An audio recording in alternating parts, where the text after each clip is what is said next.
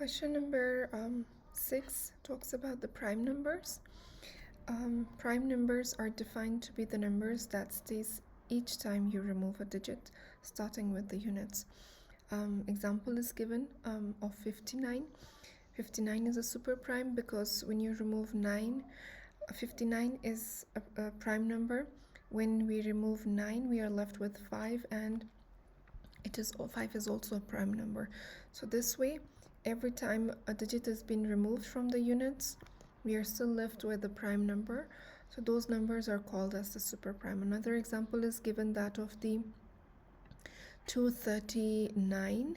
In here, as you can see, when 239 is a prime number. When 9 is removed, we are left with 23. 23 is a prime number, and when we remove 3, we are left with 2. So 2 is also a prime number. This question has 3 parts.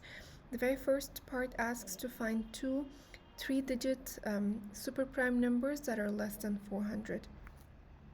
So we have to find any 3-digit prime number that is less than 400. In here, for this, I have taken 2 numbers, 223 and 373. So in order to identify if they are super prime numbers or not, we have to first check the divisibility up to the square root. So the square root of 233 is approximately equal to 15.3. So we check the divisibility of this 233 from 2 to 13, that are the prime numbers below 15. And in all of them, as you can see, we are not getting any whole number. This indicates that 233 is not a composite number but a whole number.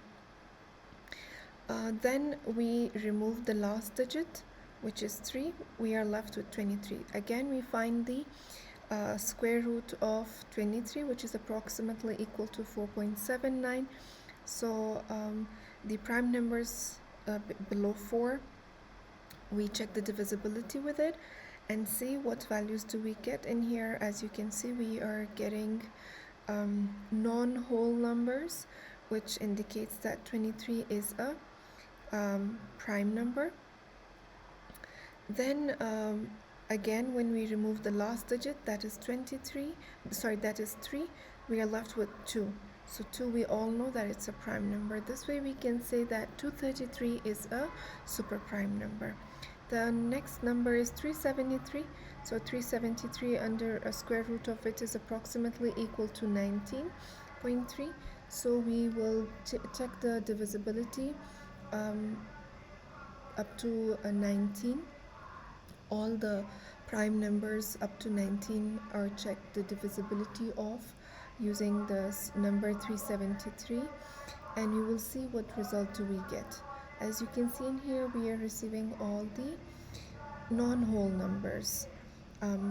So therefore we can say that 373 is a prime number. Then 37, one last digit is being removed. We are left with 37. Square root of 37 is approximately equal to 6.08. So prime numbers that are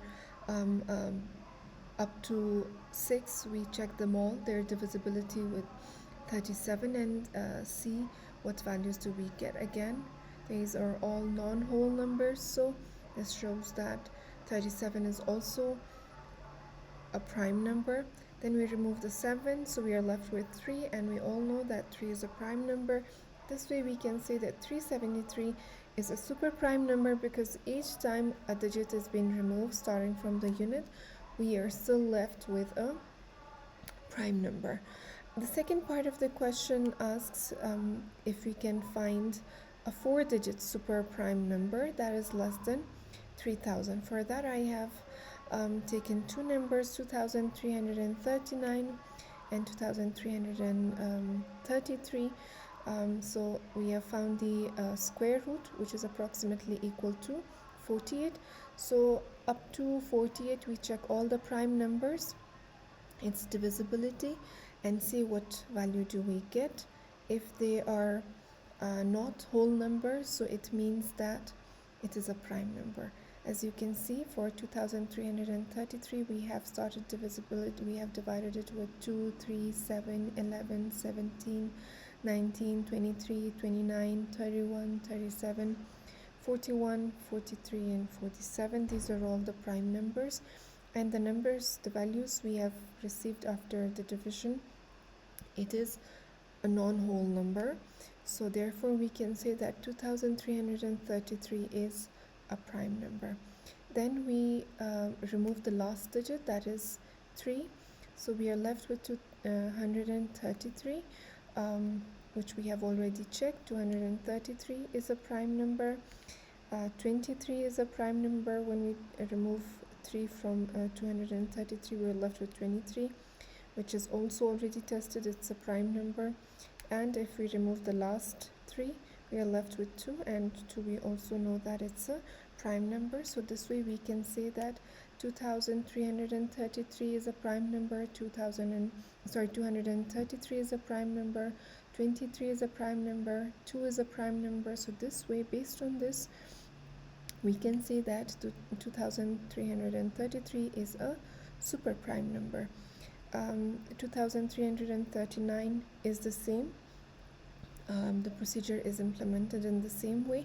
We find the square root, and we check all the prime numbers up to the square root and see the numbers we receive, if it's a whole number or a non-whole numbers. As you can see in here, up to 48, all the prime numbers that are checked, their divisibility, we are receiving non-whole numbers. Therefore we can say that 2339 is a prime number. Then again, we remove the last digit, we are left with 233, which we have already checked, it's a prime number. When we remove 3, we are left with 23, which is a prime number, already checked.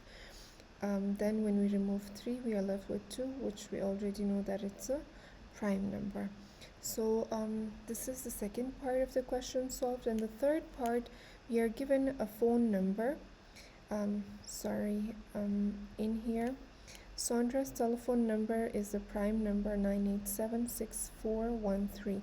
So this 9876413, as mentioned in the question, it is a prime number.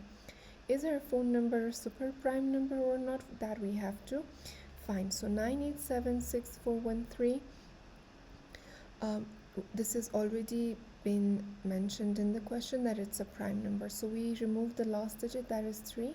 We are left with 987641. We have to take the square root of it, which is approximately equal to 993.8. So we check the divisibility up to this number and see what type of number we get, if we get any whole number or not. So in here we take a start with 2, 3, 5, 7, 11, 13, 17, 19, 23, 29, 31, 37. So in here, all of these numbers that we receive while dividing 987,641 by 29, we get non-whole numbers. When we divide it by 37, we get 26,693, which is a whole number. So this indicates that 987,641 is not a prime number, it is a composite number. Therefore, we cannot categorize it to be a super prime number. That's all for now. I hope the concept of super prime number is all clear for you. I have given some question in here, some 2 numbers. You can try them to practice them and identify if these are super prime numbers or not. That was all for now. I hope it's all clear. Happy learning!